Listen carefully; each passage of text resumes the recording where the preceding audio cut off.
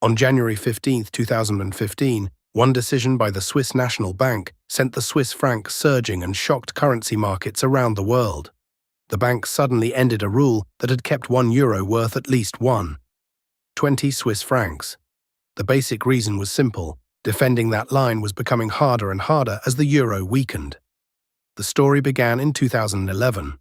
During the European debt crisis, nervous investors treated the Swiss franc as a safe place for their money. Demand for francs rose, so the franc became stronger. That sounds good until you sell Swiss products abroad. A stronger franc makes a Swiss watch, knife, or block of cheese more expensive for someone paying in euros. It also makes a holiday in Switzerland more expensive for foreign visitors. So the Swiss National Bank created a minimum exchange rate. It said €1 would not be allowed to fall below 1.20 francs. But a central bank cannot maintain a line like that just by announcing it. When investors kept buying francs, the SNB had to create francs and use them to buy foreign currency, mainly euros. Think of the 120 level as a barrier. The more pressure pushed against it, the more the bank had to spend to hold it in place. By early 2015, that pressure had become intense.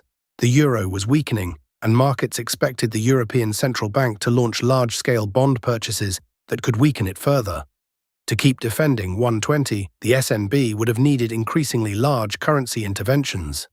Then came the surprise. On January 15th, the SNB removed the minimum rate without advance warning to the market. The reaction was immediate. The franc jumped dramatically against the euro, at one point moving by roughly 30%. Currency trading became extremely volatile. Some brokers suffered losses so large that they failed. Swiss exporters suddenly faced an even stronger franc, and Switzerland became more expensive for foreign tourists. The important point is that the SNB was not trying to make the franc explode upward. It decided that the old promise was no longer sustainable. Continuing to defend 120 would have required ever larger interventions and would have tied Swiss monetary policy more closely to movements in the euro.